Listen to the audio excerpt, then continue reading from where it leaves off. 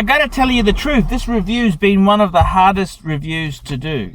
And this is for Wolf Snake 7. And I gotta tell you the truth. I went and looked at every watch he's referenced here.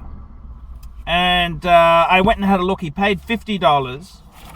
And I gotta tell you something. You know, what do? I've got a super rich man who's asking me to do a review. Do I kiss his ass and tell him everything's great, you're a hero, it just suck his ass to hope I get another $50 out of him? Or should I tell him the truth? And I mean, there's nothing wrong with his collection, but what I'm really feeling is there's no love here. There's not much love. And I mean, I can sense the love with his Pateks. He's got the Nautilus, a couple of Nautiluses, the 5980, the 5164. He's got some really cool. He's got the 5970, but I got to be honest with you, this MB&F stuff, it's cool, it's nice, but just says you've got far too much fucking money. So I'd really be, I'll be honest with you there, I'd be getting rid of these fucking independents. If you can get your money back, try and get out of these fucking things. Okay, let's just go through this collection, because I've got really, really strong moral dilemmas with this collection. I can't see much love. This is just a rich fucker with far too much moolah. And looking at it, I can see there's remnants of love, but there's a lot of things I don't like. Let's have a look. The Nautiluses, that's amazing. Fantastic pieces there. Nautiluses are amazing. The 5970, amazing. These MB&Fs, try and get rid of them. The U-Work, get rid of it. He's got some other fucking things. I can't even pronounce these things. A de buffoon. He's got a YHTH1 and a Perry de Roche TNT Royal Retro. Man, get rid of those independents. Ditch them. So keep your Pateks. Get rid of the MB&F. Add Rolex Sports, vintage Rolex Sports. You've got some nice pieces here. You've got the AP 15400. I love that model. It's a great model. You've got an AP Offshore Forged Carbon Diver. Okay. Tudor Snowflake. Okay. Seiko Gem 1, okay. Rolex GMT 2, that's the Batman, okay. Panerai 389, yep. Omega Seamaster James Bond 50th anniversary, okay. I don't really like anniversary watches, but okay. The Brumont, get rid of it. The Universal Geneve from the 30s. I don't know what to say. But the serious question is, where I really am torn here, you're asking, I'm currently on the hunt for my next Patek. See, there's no love here. Love. I mean, when you looked at my collection, I have nothing as good as your collection. But, you know, when I had the Archie 5, there was fucking love there. I loved every piece of them. I mean, my dream Patek now, my dream Patek is a 5396. It's an annual calendar, fairly simple compared to these ones on your list. I'd love to, I don't even know whether I will get it eventually, because it's so expensive. Well, to me it is anyhow. And if it comes, great. If not, that's okay. But there's the love for these things. You don't ask the question, which one would you recommend and why? It sounds like something's missing in your life. When you're asking me, do you get a 5004 in platinum or rose gold?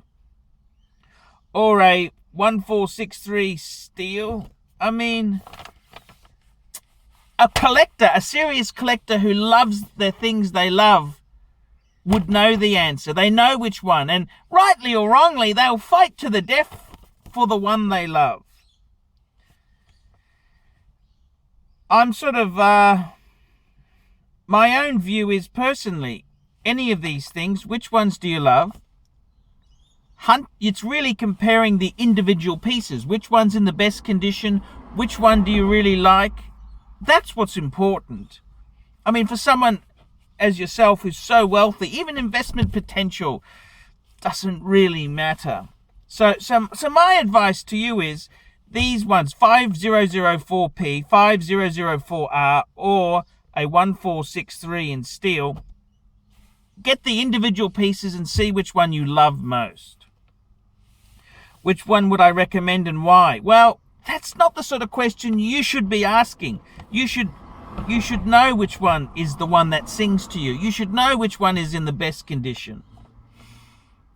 I mean, it sounds like you're asking why. Why? None of these things are necessary. These are all superfluous things.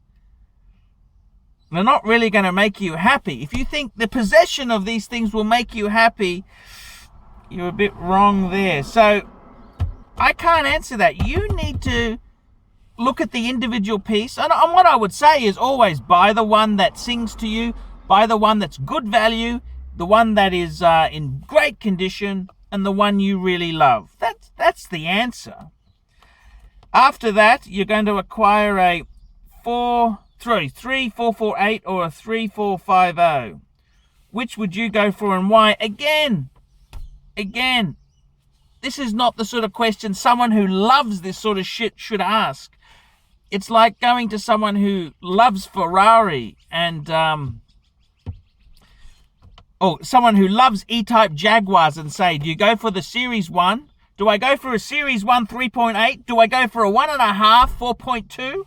Or do I go for a Series 1 4.2? Which one and why? Which one do you love? Which one do you look at and think, fuck, that's a horny car?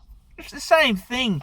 These things, they're all beautiful, gorgeous things. It's not for me to argue one way or the other. It's you got to know this. You shouldn't be buying it. If you're asking that question there, I think you should not be buying them. Okay, that's my own view. If you're saying, you know, I'm not some New Yorker desperate for a job. I'm going to justify why I deserve the job over Dick Nose next door. Fuck off. I'm an independent. You know, I'm an independent person. I don't give a fuck. I don't give a fuck which one of these you buy. It's not my money. It's not my collection. I really couldn't care. So, you know, this is something you should look at the pieces individually. Which one sings to you? Which one's the best price you considered value? I mean, come on. If you're this rich, you know how to evaluate good and bad deals. You didn't make this sort of money being a dickhead. So, which would you go for and why? Whichever one you love. That's what I would say. Also considering a 5565 in steel. A piece commemorates the opening of the Geneva Saloon. That's a bit of a wanky thing if ever I've heard of one. Again, any other Pateks you'd recommend? I think you've got to start falling in love with them. It's not a matter of just buying investment things. It's things that you love. I mean, there's heaps of Pateks. You could say, well, I want to collect Calatravas. I want to collect annual calendars. But what do you love? What makes you happy? I can't see a lot of happiness in your collection. That's what I think's missing, is that passion and spark. This is just a rich prick with so much money. You should be over the moon, but sadly, materialism doesn't give you that happiness that it brings me. I could never afford a collection like this. And I don't know if I even want it. It's cool, sure, it's cool, but something's lacking here. So that passion's not there. Each Patek acquisition is acquired by an independent watch and vice versa. That's a bit of a dick of a rule. I'm considering the LB&F LM2 or the Carry Volantayan GMT or a Laurent Ferrier Gallet Micro Rotor. Which would you recommend? Why or why not? What other independent pieces would you recommend? I wouldn't buy any of that shit. It just says you've got too much money. Maybe, I don't know. I don't know your personal circumstances, but you must be minted. Do they make you happy? How many do you want? How many do you want? And I gotta be completely honest, I can just see a lot of emptiness here. I can't really see someone who loved. I mean, you shouldn't be asking me this is something you should love with a passion, This just sounds like someone with more money than anything. It's kind of sad. I gotta be honest with you, the collection is kind of sad. I mean, they're lovely pieces. They're all amazing.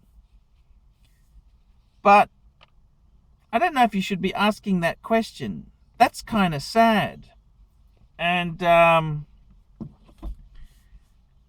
how do I put it? It's kind of empty. I mean, I got to tell you, I got a lot of respect for the humble billionaire. He had half a dozen pieces, and they all had a reason. He said anything he doesn't wear, he sells. And I think your collection, I got to be honest with you, maybe it needs pruning. I think maybe in your collection's case, maybe instead of acquiring more, maybe which pieces can you get rid of?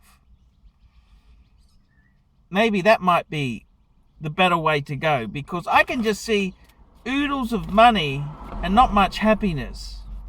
So I'm sorry to come out like this. I'm sorry to, I mean, I might have got you completely wrong.